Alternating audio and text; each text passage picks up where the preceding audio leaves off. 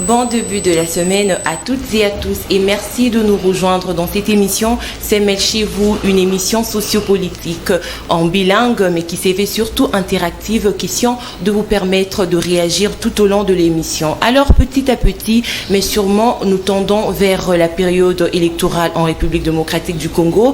Au mois de février déjà, la centrale électorale a dévoilé la feuille de route pour la tenue des élections en 2023. Mais est-ce que la République démocratique du Congo est effectivement prête à tenir ces élections ici dans le pays au regard de la situation actuelle? Voilà qui fera l'objet de notre échange aujourd'hui et c'est avec Monsieur Jacques Ndala, coordonnateur national de la jeunesse du parti Ensemble pour la République du chairman Moïse Katumbi que nous allons aborder ces sujets. Alors si vous avez des questions ou suggestions, n'hésitez surtout pas de nous contacter tout au long de l'émission au plus 243 82 62 66 531. Monsieur Jacques Ndala, bonjour et bienvenue à vous. Bonjour maman Mabouadi Tania.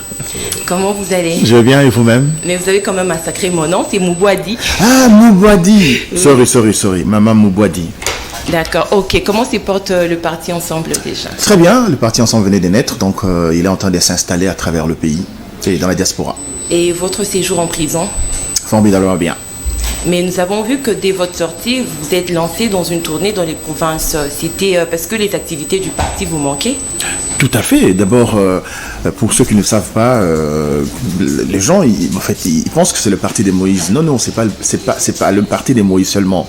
Je suis cofondateur du parti, donc mon parti, j'ai l'obligation de pouvoir le faire vivre partout où je suis. Très bien. Alors, c'était quoi l'objectif? L'implantation du parti ou l'adhésion des jeunes? Donc, au niveau de la jeunesse, après la prison, j'avais pensé avec la coordination nationale de la jeunesse de pouvoir lancer une campagne porte-à-porte. Parce que, vous savez, on ne peut pas aujourd'hui mettre en place une formation politique avec des ambitions aussi nobles que les nôtres et qui n'ait pas d'adhésion. Donc, on avait lancé une campagne porte-à-porte et c'était aussi dans le cadre de pouvoir redynamiser la jeunesse de notre parti et renforcer les liens entre ce que nous sommes et la conviction que nous avons face aux nombreux potentiels membres de notre parti. Très bien, merci beaucoup. Alors, mesdames, messieurs, je ne suis pas seule, comme vous le savez. Je suis toujours accompagnée de Nathan Kianta. Bonjour Nathan et bienvenue. Bonjour Tania, bonjour messieurs Jacques Ndala et également aux téléspectateurs de CML 13 Télévision, notamment en l'occurrence de l'émission CML chez vous. Alors, messieurs Jacques Ndala, dans le cadre du biscuit de l'émission, déjà, aujourd'hui, au sein de votre parti, les partis enregistrent plusieurs départs, notamment le départ du ministre de l'Enseignement supérieur et universitaire et puis de l'honorable Elisard Tamboué-Mwamba, déjà qui lance son parti bientôt là. Quelle est la position aujourd'hui du parti au regard de tous ces départs? Non, le parti venait de naître. D'abord, bonjour, cher frère Kianza Nathan. Et la question, elle est intéressante. Je crois que nous sommes dans une formule que beaucoup de Congolais ne comprennent pas. Il y a deux gens, évidemment, les cas de l'honorable Tamboué, Eliezer, et aussi son excellence Moïndo Nzangi. Oui. Ce sont des partenaires, des frères, des compatriotes qui étaient avec nous dans le cadre de la formule Ensemble pour le changement. Ça, il faut que les gens le retiennent. Hein, la formule qui a vu le jour à Johannesburg en mars 2018, si je ne me trompe pas en tout cas, et nous étions tous ensemble pour pouvoir soutenir la candidature de M. Katumbi, n'est-ce pas, la présidentielle qui était prévue en 2018. Et alors l'ancien président, l'actuel sénateur à vie, Kabila, a empêché Katumbi de revenir dans son pays. Alors il était important de pouvoir soutenir Fayoulou dans les cadres des accords de Genève, n'est-ce pas, avec la MOUCA. Et nous avons cheminé comme cela dans le cadre de Ensemble pour le changement, qui était une méga plateforme patronnée par Moïse Katumbi, malheureusement qui n'était pas candidat. Nous arrivons aux élections, c'est évidemment Fayoulou qui a été élu. Malheureusement, l'actuel président a été choisi par la CENI et puis la Cour constitutionnelle. Bon, on y va avec la vérité des urnes, tout ça, on est dedans, on y reste, on y croit pour les prochaines élections. Et maintenant, nous devons mettre en place une structure sérieuse qui puisse être responsable de porter notre vision, d'amener ce que nous avons comme ambition auprès de la population congolaise. C'est ainsi que nous avons nous sommes décidés de créer Ensemble pour la République, qui est un parti politique avec une personnalité juridique distincte, qui n'a rien à voir absolument avec Ensemble pour le changement, où les airs est parti, d'où les autres sont en train de partir. Alors, est-ce que vous craignez qu'il y ait encore d'autres départs au sein du parti? Non, on est dans une série d'événements, tout peut arriver à tout moment. Si vous savez qu'il y a 2 qui sont partis, c'est parce que ce sont des vrais leaders, il faut le dire, on ne va pas les minimiser. Tous les 2 ont été élus comme députés, ils portent les mandats du peuple congolais, et aujourd'hui nous pensons qu'il y a des adhésions, des gens qui arrivent, qui se définissent comme membres de Ensemble et qui ont des cartes des membres que Eliezer n'a pas, que Moïndo n'a pas. Voyez-vous? Alors, ce sont de vrais leaders, comme vous l'avez dit. Est-ce que vous craignez que les autres puissent encore vous quitter? Comme qui? Comme quel leader peut partir? Ils sont nombreux au sein de votre parti. Tout le monde peut partir dans les cadres d'Ensemble pour le changement. J'insiste. Ici, nous sommes dans le cadre de l'Ensemble pour la République. Ensemble pour la République, qui est le parti qui vient d'être et qui est en train de s'asseoir sur le terrain. Très bien. Très bien, merci beaucoup pour tout ce détail. Alors, quid de la tenue des élections en 2023? C'est donc notre sujet du jour, Monsieur Jackie. Déjà d'entrée le jeu, quelle est votre lecture au sujet de l'organisation des élections? Car il ne reste plus beaucoup de temps. Non, je crois que c'est à regretter, n'est-ce pas, la précipitation dans laquelle le régime en place est en train de mener les choses, en solitaire d'ailleurs, il faut le dire, avec les choix d'abord du président de la CENI, tout le bureau, des débauchages, et au fait c'est un peu les pratiques kabylistes qui reviennent avec le régime Tshilé-Gelou, où on veut avoir tout, n'est-ce pas, pour pouvoir contrôler, à la rigueur, préparer un lit pour le trichement, pour la fraude électorale. Et nous nous inscrivons en faux, nous disons, pour le 2023, nous voulons des élections vraies, des élections réelles, et que la personne qui sera choisie, qui sera élue par le peuple congolais, puisse jouer le rôle qui lui sera confié par le peuple. Donc ça, c'est important, et je crois que ça va aussi de l'intérêt du pouvoir, parce que, vous savez, on ne peut pas accepter aujourd'hui qu'après l'élection du président Tshisekedi, que moi par exemple, je continue à croire que ce n'était pas lui qui a été élu. Vous voyez, personnellement, je sais que c'est Martin Fayulu qui a été élu en 2018, mais malheureusement, par la magie de la tricherie, Tshisekedi se retrouve là comme président. Bon, vous savez que le président Tshisekedi, lors des élections de 2023, n'a pas reçu la légitimité du peuple congolais. Non seulement parce qu'il n'a pas été élu, parce qu'il a reçu, il a un suffrage de moins de 50%. Voyez-vous, donc la majorité des Congolais n'était pas avec lui. Avec tout ce qu'il y a eu comme problème, je pense qu'il va de soi. C'est vraiment dans son intérêt de pouvoir mettre en place une structure sérieuse qui va aller nous amener aux élections sérieuses, des élections crédibles, inclusives et surtout transparentes, pour pouvoir rassurer ces électeurs qui pourront lui accorder le premier mandat, évidemment, légitime. Donc, au cas contraire, ça ne va pas être en son avantage, parce que le Congo, aujourd'hui, nous sommes assis sur presque une bombe. Si les choses ne marchent pas très bien, on risque d'avoir un canot et ça ne va pas être favorable pour nous tous là. Est-ce que vous craignez un glissement en 2023? Je ne crains pas. Moi, je suis quelqu'un de très positif. Je suis quelqu'un de très pragmatique. Je ne plonge pas dans le pessimisme. Je pense qu'il n'y aura pas de glissement. D'abord, lui-même, le président de la République l'a dit. Je crois aussi, ça a été confirmé par le président de la CENI, M. Kadima, c'est ça. Oui. Donc, il n'y aura pas de glissement. Il y aura élection parce que le glissement n'est pas constitutionnel. Mais que pensez-vous de la situation de Bunagana par rapport aux élections de l'an 2023, si seulement la cité demeurait encore sous occupation du M23? Non, mais vous parlez de la cité de Bunagana seulement. Moi, je parle de 2 provinces qui sont sous un régime de, comment vous appelez ça encore? État de siège. La Constitution dit s'il y a état de siège, il n'y a pas élection. Je pense que vous le savez. Donc, nous parlons de ces deux provinces où les Congolais ont l'obligation, c'est leur droit, de pouvoir se choisir les prochains dirigeants. Il appartient au chef de l'État, commandant suprême des armées. Il appartient à tous les services, à tous les responsables de pouvoir mettre le moyen en place tout de suite et en urgence pour récupérer cette partie de notre territoire et aussi lever cette mesure c'est quoi encore état de siège, voilà, pour que le Congolais aille aux élections dans la paix et dans la tranquillité.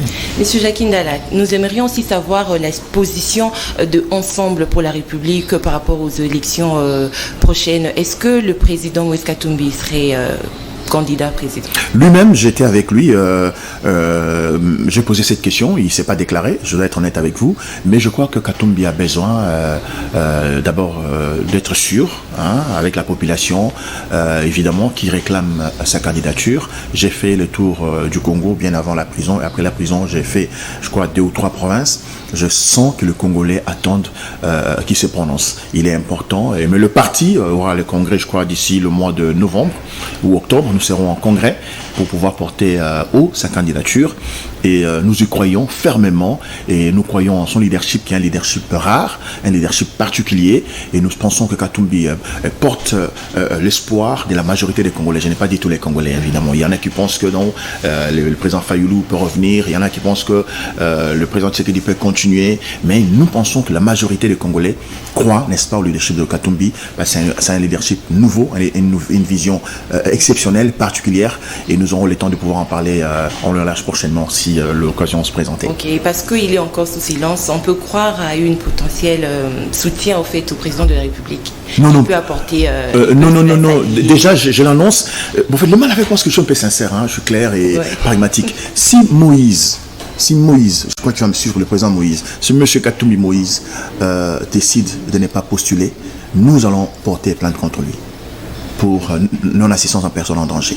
Il a l'obligation patriotique de pouvoir postuler comme candidat président. Il y a des gens qui croient en lui, il y a des populations qui croient en lui, il y a des mamans, il y a des femmes, il y a des filles, il y a des jeunes gens qui pensent que si Moïse prend le pouvoir, le Congo va voir le jour. Non, mais est-ce que vous pensez qu'il est le seul à pouvoir apporter quelque chose de nouveau lorsqu'il sera président de la République? Parce que vous avez dit, s'il ne postulait pas, vous allez porter plainte contre lui, alors qu'il y a plusieurs candidats d'ailleurs qui se prononcent. Aujourd'hui, si Katumbi s'est décidé de ne pas postuler, est-ce que vous pensez qu'il n'y a pas une autre personne qui pourrait mieux faire que lui? Non.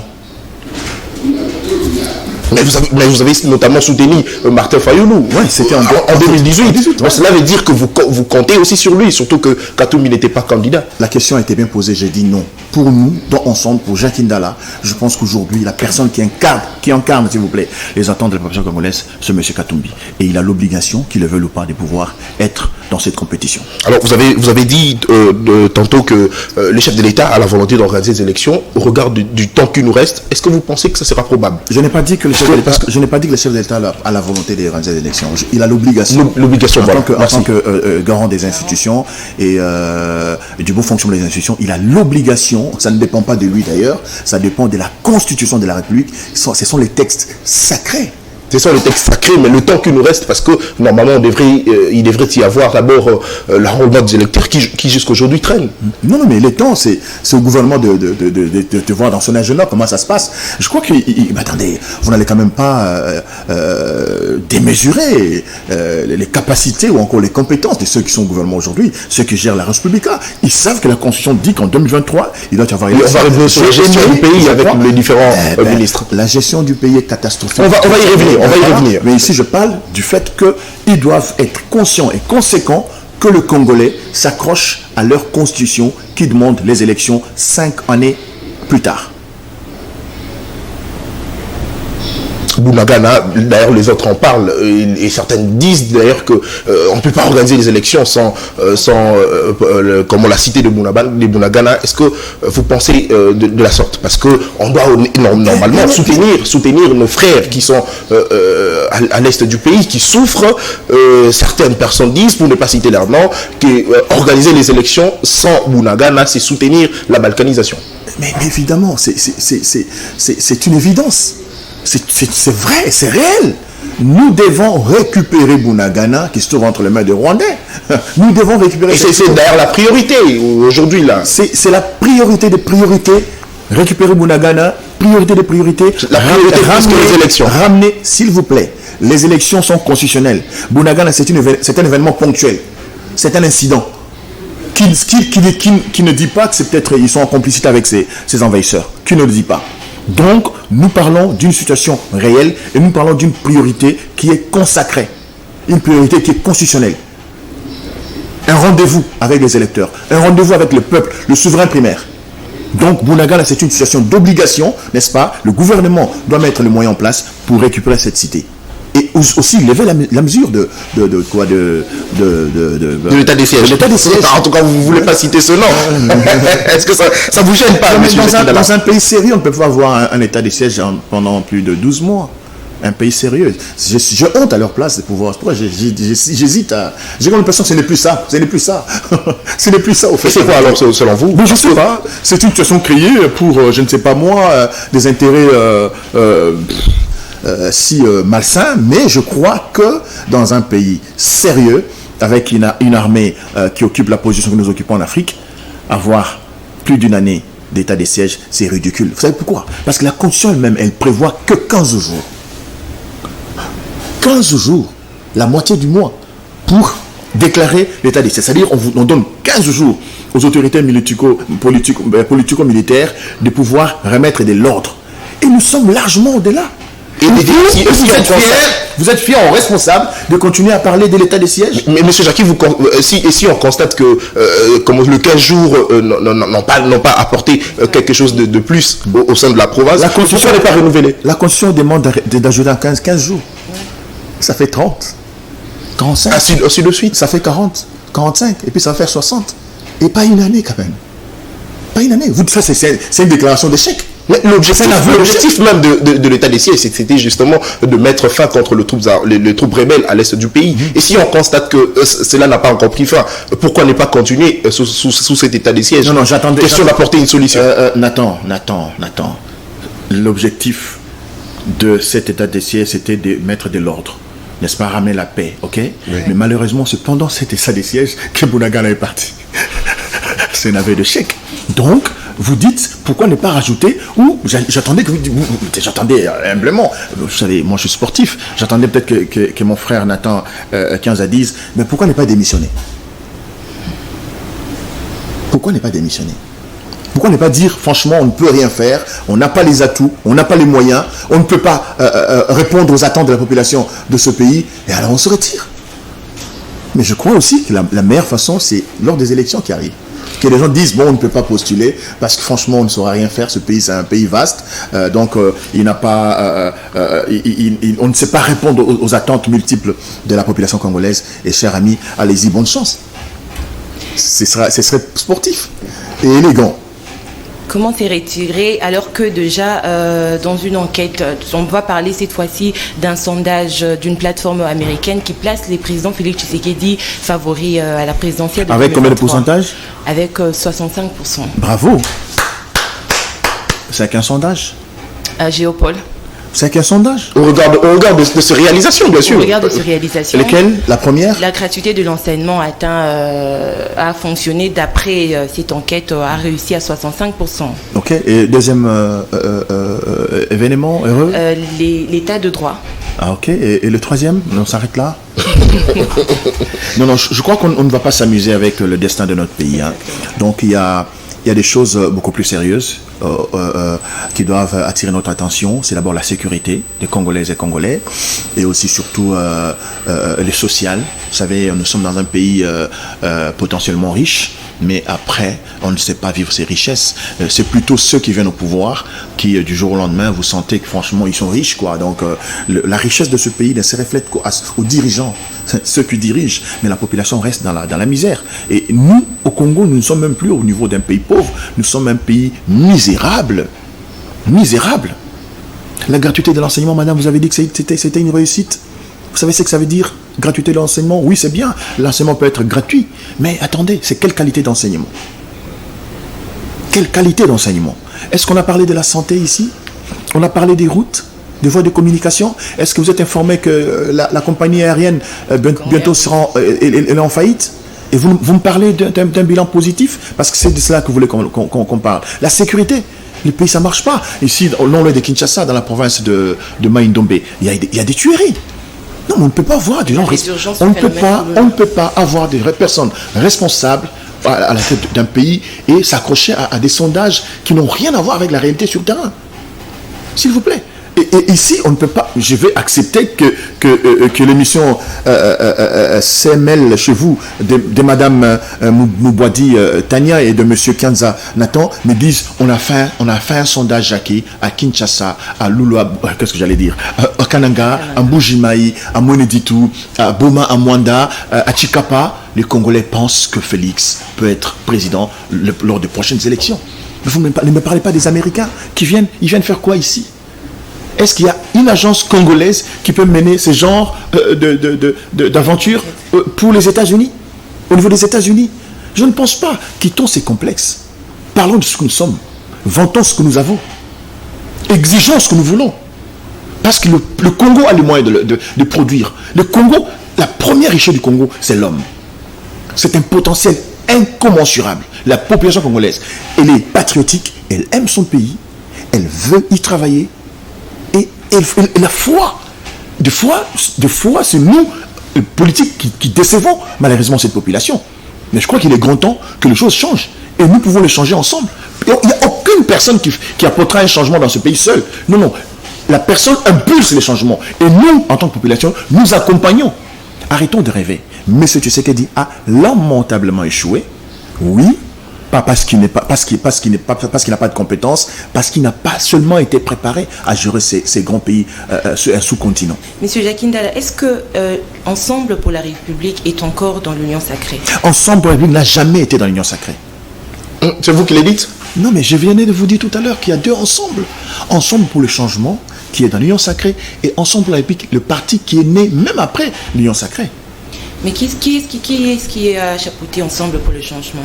C'est M. Katumbi comme sponsor, comme parrain. Et aujourd'hui, il a abandonné. Vous voulez nous dire qu'il a abandonné Ensemble pour les changements? Il est Ensemble pour la République. Vous venez de citer 2 millions de personnalités qui sont parties. Ils sont partis de quelle formation politique? Est-ce que l'Ensemble pour le changement qui s'ouvre dans l'Union sacrée ou dans ces institutions a une personnalité juridique? Moi, vous pensez que moi je suis membre de l'Union sacrée? Je ne crois pas. Si je l'étais, je n'allais pas être en prison. Vous êtes d'accord avec moi là-dessus? Et là, il faut faire les distinguo entre Ensemble. Donc, si vous étiez membre de l'Union sacrée, vous ne serez pas en prison? Pas du tout. Qu'est-ce qui vous pousse à les dire? Parce que si seulement vous commettez une infraction, normalement, on doit vous arrêter. C'est pas parce que vous êtes membre de l'Union sacrée et que vous commettez une infraction. Bien on vous arrête pas. Vous pouvez me citer l'infraction pour laquelle j'ai été en prison? Journaliste? Non, parce que vous dites non. S'il vous plaît. Vous dites non, s'il vous plaît. Vous parlez de mon emprisonnement quand même. S'il vous plaît. Il y a tellement de gens qui vous suivent qui aimeraient savoir qui est en prison pour quelle raison. Non, s'il vous plaît, je pense que vous ne m'avez pas compris. J'ai dit ceci. Parce que vous avez dit, si seulement j'étais membre de l'Union sacrée, on n'allait pas m'arrêter. C'est pourquoi moi je vais simplement vous dire que si seulement vous avez commis une infraction, quoi de plus normal comme vous avez dit, monsieur Jacques? Heureusement, si seulement intervient avant la conclusion. Donc, Jacques n'a jamais commis une infraction de droit. Pas du tout. J'ai été en prison tout simplement parce que j'avais déclaré haut et fort que je ne suis pas de l'Union sacrée et j'y serai jamais moi. Donc je crois que c'est important que les gens le sachent aujourd'hui. Et il faut faire la distinction. Katumbi a accepté d'accompagner avec cette plateforme Ensemble pour le changement.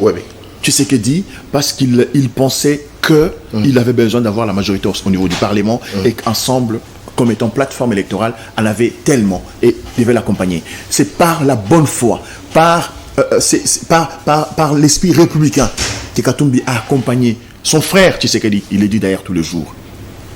Mais après, il y a un parti politique qui est né, qui est en train de se construire, qui est en train de s'implanter, qui n'a rien à voir, tout de suite, je vous dis, avec l'Ensemble pour le changement. Donc, Katumbi, à vrai dire, il y est aujourd'hui moralement, tout simplement parce qu'il accompagne ceux qui sont au niveau des institutions. Que ce soit le ministre Mwando, heureusement, lui, il est avec nous Ensemble pour la République, que ce soit Eliezer Tamboué dans les institutions, Christelle Vanga dans les institutions, les députés qui ont été élus sur la liste. Non, Ensemble n'a jamais présenté une liste, s'il vous plaît.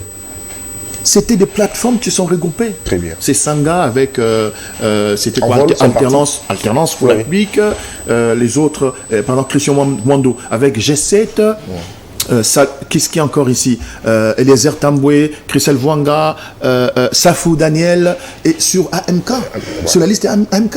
Donc, ce sont des choses que les gens doivent apprendre à connaître. Ça n'a rien à voir, j'insiste ici, avec Ensemble pour la République qui se prépare pour les prochaines élections. Alors aujourd'hui, qu'est-ce qu'on peut retenir de Katumbi? Est-ce que, parce que vous avez dit, il a aujourd'hui un parti politique, Ensemble pour la République, qui n'est pas au sein de l'Union Sacrée. Tout à fait. Et lui, la personne de Katumbi, il n'est pas également dans l'Union Sacrée, c'est ce que vous voulez dire. Il va le dire bientôt. Parce que c'est d'ailleurs lui qui a chapeauté Ensemble pour le changement. J'arrive. Il a chapeauté Ensemble pour la République comme étant un parrain, oui, un sponsor, la personne qui a accompagné des personnalités qui voulaient être députés, ainsi de suite. Et ces personnalités l'avaient soutenu pour qu'il soit candidat président de la République. Ça n'a pas marché. Et c'est par rapport à ces liens-là que Katumbi est, malheureusement, je le dis ouvertement, je suis quelqu'un de très vrai, malheureusement, ces liens n'est-ce pas n'existe plus. Non, le lien existe parce qu'il patronne. Mais je crois qu'en politique, étant donné que les choses évoluent dans les temps et dans l'espace, il viendra un moment où le président Moïse devra, n'est-ce pas, c'est décider officiellement de dire bien, on en a assez, les choses ne marchent pas correctement, il est grand temps de pouvoir tourner le dos à cette vision Tchilégelou. Alors, Monsieur Jackie Ndala, une dernière question avant de passer à autre chose. Ne pensez-vous pas qu'il serait important que Monsieur Katumbi, si seulement il ne s'est prononcé pas comme président, étant que président aux élections de 2023, candidat président aux élections de 2023, de s'allier à d'autres opposants pour qu'ensemble l'Union fasse la force et que les pays aillent en avant? Non, nous pensons que de tous ces candidats potentiels, même l'actuel président, sont les personnalités qui ont déclaré leur ambition de gérer le pays beaucoup plus longtemps après Katumbi. Katumbi, c'est depuis 2014 qu'il a annoncé qu'il allait être candidat en 2016. Donc pour nous, c'est l'unique que nous avons l'obligation de soutenir, jusqu'à preuve du contraire. D'accord. Alors maintenant, nous allons parler de la gestion du pays. Comment jugez-vous la gestion du pays sous la présidence de M. Félix Tshisekedi? Catastrophique. Catastrophique. Ce n'est pas moi qui le dis. Vous savez ce que représente M. Kabounda Jean-Marie? C'est Jean-Marie? Jean-Marc. Vous savez ce qu'il représente pour ce régime? Est-ce que vous savez ce que Jean-Marc Kabounda représente pour l'histoire de ce régime? S'il vous plaît, Maman Tania, Nathan, suivez quand même certaines choses. Quand Jean-Marc dit clairement que ça ne va pas, et qu'il y a des millions qui vont dans les jets privés à l'étranger, et qu'il y a des jouisseurs au sommet de l'État, vous voulez que Jackie dise quoi? Je n'ai jamais été avec eux dans la gestion de la République. Je n'ai jamais participé à leurs réunions, à leurs discussions. Même au niveau de leur stratégie, mais Jean-Marc était dedans. C'était la plaque tournante. Et qui ressort la tête qui vous dit, ça ne va pas. Et vous me posez la question pour que je commente dans quel sens. Mais les sources disent que Jean-Marc l'a dit parce qu'il a été sanctionné. Auparavant, quand il était encore membre de l'UDPS, il n'a jamais osé... C'est faux ça. Jean-Marc l'a dit plusieurs fois, je me rappelle encore, quand il parlait de revoir, comment on appelle ça, les termes m'échappent, les standings des institutions. Des institutions, voilà. Il y a un terme qu'il a utilisé là. C'est quelqu'un qui voulait... Le train de vie des institutions. Le train de vie des institutions. C'est quelqu'un qui sentait que ça n'allait pas. Il disait, mais ça va pas. Il a dit courageusement. Je l'ai salué d'ailleurs, le président Jean-Marc Kaboun de la prison. Il paraît même qu'il se retrouve dans ma chambre. il a dit, mais qu'est-ce que lui a fait? Parce qu'on aurait appris qu'il touchait une somme allant jusqu'à plus de 100 et quelques mille dollars. Qu'est-ce que lui avait fait? Je ne commande pas ce qui se conjugue, il aurait. Mais si seulement il avait les soucis de pouvoir baisser le train de vie des institutions, lui-même d'ailleurs, aller prêcher par l'exemple. Je crois que... Non, attention. Il y a ce qu'on appelle le leadership, l'engagement qu'on prend devant ses compères au niveau de l'Assemblée nationale, mais il appartient maintenant aux autres de réagir. Dès l'instant où il a eu le courage de le dire, et ça devait suivre, il ne devait pas les imposer. Vous savez, nous sommes en démocratie. Donc je crois que Jean-Marc, salue son courage, il nous a révélé des choses que nous ne connaissions pas et que nous et vous devions prendre au sérieux. Alors, est-ce que aujourd'hui, c'est que les gens d'ailleurs vantent aujourd'hui la volonté du chef de l'État de pouvoir changer le pays. On a vu aujourd'hui son effort de pouvoir instaurer justement, bien que c'est constitutionnel, mais apporter un coup de pouce pour que la gratuité de l'enseignement soit effective. Est-ce que vous pensez pas que Félix Tshisekedi serait mieux pour faire décoller ce pays au regard de sa volonté, mais aussi lui donner la chance pour qu'il puisse continuer un deuxième mandat, question d'apporter un plus, parce que on doit se le dire aujourd'hui, Félix Tshisekedi a trouvé un pays avec le régime de Joseph Kabila à 18 ans, il s'est lancé que c'est de l'UDPS-10, il a trouvé le pays dans le gouffre, il s'est battu pour sortir le pays dans les concerts des nations. Est-ce qu'au regard de tout ça, M. Jacques Ndala, vous ne pensez pas que Félix Tshisekedi mérite un deuxième mandat pour essayer d'apporter quelque chose de bon dans ces pays? Je vais être vrai avec vous. Très bien. Je pense que non. On a surtout besoin que vous soyez vrai. Hein, enfin. Non. Je vais m'expliquer en tant que scientifique. Très bien. Quand Tshisekedi a été élu président en 2018, avec quel pourcentage à peu près? Vous avez une idée? 34%. 34%. C'était 34 Si j'ai bon le marre, 34%. 34%. Alors, on y va. On est dans un bureau politique. Nous sommes, maman Tania, Nathan, Jackie, nous sommes le bureau stratégique de l'UDPS. Ok? Nous projetons les élections de 2023. Nous disons dans notre réunion, dites, le chef avait combien? 34%. Ok. Allons-y. Si on avait les élections en 2019, il pourrait avoir combien de pourcentage? Nous sommes dans un bureau stratégique. Il pourrait avoir combien de pourcentage? On réfléchit. Bon. Il pourrait avoir 40. Ok. Et s'il y avait en 2020? Non, il pourrait avoir 50. Ok. Quand on dit 40, on dit pourquoi. Ok. Je pense que s'il y avait élection en 2019, les chefs Tshisekedi pouvaient avoir 40%. Parce qu'il y a gratuité d'enseignement, parce qu'il y a sécurité, parce qu'il y a le social. Ok. Oui. D'accord. On va en 2020, la même chose. On dit en 2021, ils peuvent avoir combien? Les Américains avaient dit combien leur sondage? 61%. 61,8. Donc nous sommes en 2022, s'il vous plaît. 2022. Alors après les sondages, on dit bon, par exemple 67%.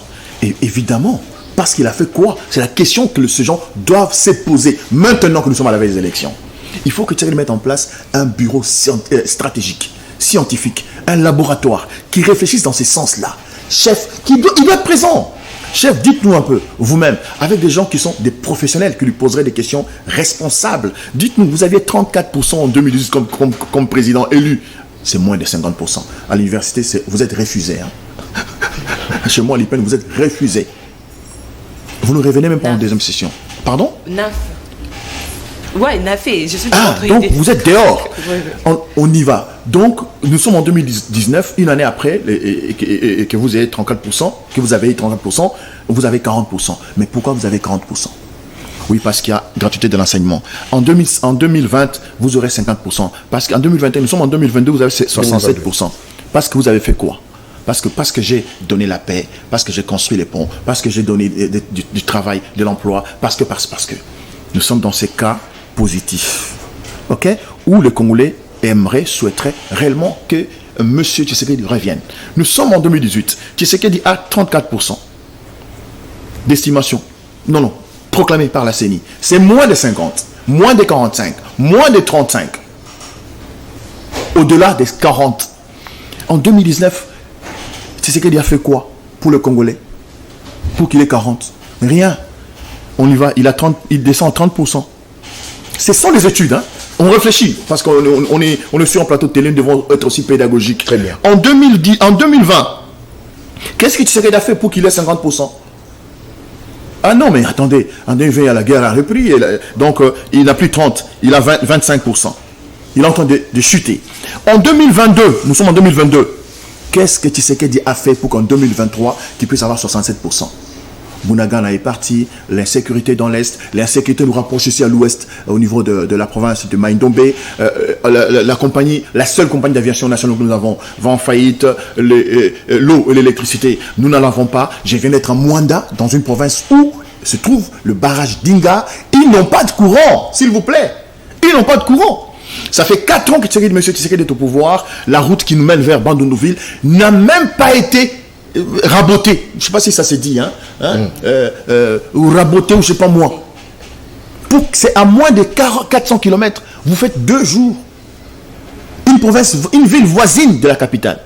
Donc, Tshisekedi, dans la logique des choses, il a la malchance, malheureusement, d'avoir moins de 20% s'il prend le risque d'aller aux élections. Alors, tous ces calculs faits, parce que moi quand je viens à la télé, je ne critique pas seulement, je vous ai présenté 2 tableaux. Les tableaux positifs où Tshisekedi peut aller, comme vous avez dit, pourquoi pas lui. J'ai dit non, il ne peut pas aller parce qu'il n'a pas rempli les promesses, ces promesses électorales. Ça n'a pas été au rendez-vous. Donc, il viendra en 2023 avec quelle autre promesse? Parce que la promesse, bien avant qu'il ne pense même un jour qu'il sera président, son père critiquait Kabila à l'époque, la guerre, le social, on n'a pas construit les routes, on n'a pas d'eau, on n'a pas d'électricité. 5 années après, c'est la même chose. Et ce sont eux qui sont au pouvoir. Et vous voulez qu'ils reviennent encore en 2023 pour nous promettre quoi qu'ils ne vont pas réaliser encore? On ne peut pas prendre ce risque-là si nous aimons ce pays. Alors, monsieur Jacques, et d'ailleurs, un conseil pour moi, je suis quelqu'un de pragmatique. Je dis au chef de l'État, le président Tshisekedi, Kabila a raté l'occasion d'écrire son nom en lettres d'or dans l'histoire de ce pays. Mais Tshisekedi a l'occasion de le faire. C'est d'organiser des élections vraies, transparentes, inclusives, et ne pas être candidat. Il écrira son nom en lettres d'or dans l'histoire de ce pays. Très bien, M. Jacques Ndala, est-ce que vous pensez que Félix Tshisekedi n'a rien fait depuis qu'il est à la tête du pays? Si, qu'est-ce que c'est? Il a fait énormément. D'abord pour soi, pour sa famille et pour sa famille politique. Énormément. D'ailleurs, c'est pas pour rien qu'il les défende. Et pour le peuple congolais? Il n'a rien fait. Vous pouvez me dire ce qu'il a fait? Tout de suite, je vous ai montré le tableau sombre. Il n'y a pas d'eau, il n'y a pas d'électricité, il n'y a pas d'école, il n'y a pas d'hôpitaux, il n'y a pas d'entreprise, il n'y a pas d'emploi. Ne faites que ça. Vous me dites qu'il a construit quelle route? Vous me dites qu'il a élingué ça. Non, mais est-ce que vous savez ce que ça veut dire construire une route? Construire une route, c'est tracer. Il n'y a pas d'issue, il n'y a pas de voie. Vous arrivez dans une forêt, devant une érosion, vous foncez dedans, vous tracez la route et vous la faites exister. Élingué, ça a existé. Ce n'est pas le gouvernement qui a fait les traçages. Ils ont juste asphalté la route. C'est différent de construire une route. Vous ne pensez pas que le président a peut-être eu la malchance de diriger juste après l'ex-président Kabila? Voilà pourquoi cette malchance le rattrape en 2023. Et en 2023, il pourra faire mieux parce qu'il s'est peut-être familiarisé avec les problèmes sociopolitiques. Oui, lui, Dieu merci, il s'est familiarisé, il a appris à gérer, mais nous, on n'a pas cette patience. On ne va pas attendre que nos enfants, que ma fille qui a 19 ans, puisse s'attendre pour qu'il ait son travail après l'université, que quelqu'un qui a pris connaissance des réalités socio-économiques du pays revienne encore. Non, on a besoin de quelqu'un qui a un leadership responsable, un leadership managérial. Quelqu'un qui sait quoi faire et qui en avait déjà l'expérience auparavant. Et Katumbi, vous le savez. Si c'était monsieur Katumbi à la place du président Félix Tshisekedi, il aurait mieux géré ce pays. Tout à fait. Tout à fait. Mais il a démontré. Sur base de quoi? Allez-y, sur base de ce qu'il a comme leadership. Monsieur Kinza Nathan, ce pays, ça fait plus de 60 ans que le pays est indépendant. On a connu plusieurs leaderships politiques, militaires. Allons-y avec Kasavubu Lumumba, c'est un leadership politique, n'est-ce pas, des révolutions. Okay? Après, c'était Mobutu, un leadership militaire. Non, des dictatures, d'imposition. Après, c'était Mzee, leadership militaire, des rébellions, de révolutions. Après, c'était Joseph Kabila, un leadership militaire, il faut le savoir. Donc, et puis nous avons Tshisekedi, qui est un leadership politique. Mais le Congo, aujourd'hui, vous êtes d'accord avec moi, et bien sûr tous les téléspectateurs, que le Congo est considéré aujourd'hui comme une entreprise en faillite. Vous le savez. Le Congo est considéré aujourd'hui comme une banque en banqueroute. Donc, le Congo, notre pays, a besoin d'un leadership managérial, besoin d'un manager qui comprend, qui sait par où commencer, comment faire venir des partenaires économiques, des partenaires potentiels qui viennent avec des capitaux, investir dans ce pays. Et on ne peut pas prendre le risque de venir investir au Congo aujourd'hui parce que la tricherie, parce que la corruption, parce que la malhonnêteté, parce que la jouissance, tous ces aspects ont débordé et on sait les lire à longueur de journée. Donc Moïse, avec l'expérience du grand Katanga, s'il vous plaît, Moïse, avec l'expérience Mazembe, parce qu'il faut insister là-dessus. La gestion d'une équipe n'est pas la gestion du pays. Évidemment, une équipe qui était considérée comme une Asbel à l'époque, comme Vita, comme une Renaissance, aujourd'hui entreprise, s'il vous plaît. Le Grand Congo, M. Jacques Ndala, il faut faire cette différence. Un instant, c'est important ce que je dis. Suivez-moi, moi je parle comme un pédagogue. J'explique les faits. Je ne vais pas dans le spectacle. Je ne fais pas le populisme. Katumbi a géré Mazembe jusqu'à ramener cette équipe à devenir une entreprise. C'est un processus. Moïse a géré la grande province du Katanga avec une promesse ferme de pouvoir la sortir du gouffre, malgré les différents conflits qu'il y avait entre lui et Kabila. Mais je crois que Katumbi a fait des choses au Katanga. Allez-y, vous allez voir. D'abord, dire tout simplement que le Congolais qui vivent au Grand Katanga à l'époque, aucun Congolais ne pouvait pas avoir un salaire de moins de $250. C'était juste une parole. C'est ça la force de l'État. C'est ça même l'État qui existe. Quand une autorité prend une décision et ça s'exécute à la lettre. Moïse a construit le pont là-bas, sur fonds propres, de la province, s'il vous plaît. Allez voir. Moïse a construit des écoles, des hôpitaux. Allez voir, allez-y. Je ne parle pas du Katanga démembré. Le Grand Katanga, aujourd'hui, qui a 4 provinces. Donc, ce monsieur a un sens élevé du leadership qu'aucun homme politique congolais n'a aujourd'hui. Il faut le savoir. Et Moïse a la confiance des partenaires extérieurs. On ne peut pas développer le Congo, rassurez-vous, sans qu'il y ait des investisseurs. Et les investisseurs, ce ne sont pas les Congolais. Ça va être des Italiens, des Marocains, des Belges. Mais c'est ce que Félix Tshisekedi a fait. Vous en avez vu combien? Non, il s'est déplacé bien sûr pour chercher ses investisseurs. Il a fait combien de voyages à peu près? Vous avez une idée? Bon, il a effectué plusieurs voyages pour chercher ses investisseurs. En moyenne, vous également, en moyenne, qui n'ont pas voulu venir. Pourquoi ils sont parce que Félix Tshisekedi ne les a pas appelés. Est-ce que vous pensez qu'ils viendront parce que Katumbi va les appeler? Pourquoi ils ne sont pas venus? Pourquoi ils ne sont pas venus? Parce que vous dites, les gens disent, ils critiquent. Maintenant, il a fait trop de voyages. Mais oui, bien sûr, il a fait les voyages pour aller chercher, convaincre ces gens. Il y a ici, chez les Égyptiens, qui ont promis de venir nous construire une ville au niveau d'Ensele là-bas. Mais c'est fait un mandat, même pas une brique. Vous avez les ponts, pendant le port en eau profonde, à Banana, j'ai vu la pierre posée. Mais ce n'est qu'un parking qui n'a même pas de forme. Les investisseurs ne peuvent pas amener leurs millions, leurs milliards, quand il n'y a pas de confiance, quand le climat des affaires ne rassure pas, quand les gens qui gèrent le pays font déplacer des millions et des milliards dans des jets privés, confrères, Kabound, ils ne peuvent pas venir. Quand le chef de l'État, dans un média étranger si important, déclare que les rétrocommissions sont reconnues chez nous. Ça ne passe pas, ils ne viendront jamais. On ne critique pas Tshisekedi parce qu'on ne l'aime pas. Non, on le critique parce qu'on l'aime. Mais il communique mal. Il communique très mal. Très bien. Alors, cette émission tend déjà à sa fin. Monsieur Jacques Ndala, un dernier mot ou un message à la jeunesse congolaise, d'autant plus que vous êtes le coordonnateur national de la jeunesse. Non, d'abord, Maman Tanyana, Papa Nathan, n'a CPLité. Tant que monsieur voyez les amis un bilan, Tobi va français Bella. Non, la politesse. Nathan. Non, papa va l'équipe français trop. Papa va me ça tu vas tenir une question là là, comment pas la langue souté. Nous mettons ma question en français. Monsieur Jacques. Parce que la langue français français, au moment qu'il y a comment français. Non. D'abord message à les bosser aux alliés, ba congolais nyonso.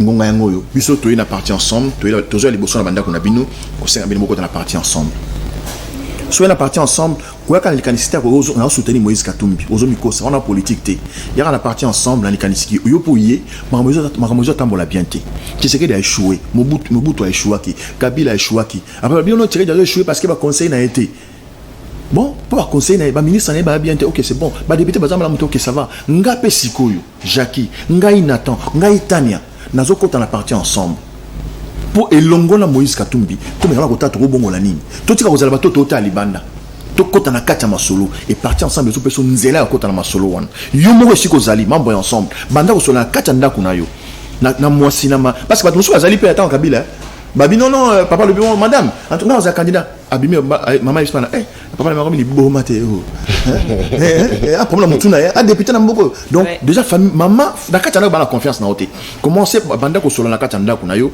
na lopango isko futelaka na avenue na quartier na commune yebisa to nga bande ko soutenir nga pe mbala oyo biso to zali parti ensemble a elongola bino na Moïse Katumbi makanisa malamu ezali mabongisa malamu ezali pona kotombola Congo et eza possible pona to lona to buka to mona na poisa Congo ya sika moko te akosa bino oyo tozomona lelo eza moyibi na motema mabe idepesa kolisi motema mabe makasi na mboka oyo koyinana ko diaboliser batu. Donc politique wana ekobalukela bango un jour. Donc pour nanga il est grand temps message donc c'est ce qu'on a chef de l'État Félix Tshisekedi ngonga ezali quand même azana na chance les sous voilà exactement na Nzambe ameka ko bunda na fin avant de la élection ça va 6 mois de réconciliation ko ina ne koti makasi pardon tribalisme koti makasi ilo wasai na katanga oya bakatangena bakasaye asala musuku na bakongolais bavanda basolo yi asolo na face à face na président élu Martin Fayulu asolo face à face na président sénateur à vie Joseph Kabila bafinga Kabila kaza Rwandais basolo la basenga na pardon bazo finga Katumbi kaza Zambien basolo la ayiba élection ya vie Martin basolo même to le bien yo mutolo bana mwana watonga mwana ngai bakanga ngaka pamba boy famille ngi souffra il faut Félix Tshisekedi passer au pardon. oui yende magistrat suprême tous les jugements ça va comme on a nazana kanasa limbisa bango mais ba 6 wana et que permettre biso to vendre to solo là total enlèvement en face na faut dire ça les maka tango ya apartheid avec Mandela réconciliation et vérité tout bien la vérité ne ko sala imabe ko sala suboité to zonga la boy to kana élection avec Kadima to kena e to changer sous ça les gens wana to kena neti Tshisekedi azuba ya oyebi bien oui oza maintenant conscient que Kabila pesinga bato bokota na sénité pour bendi bato na et comme Kabila za salade.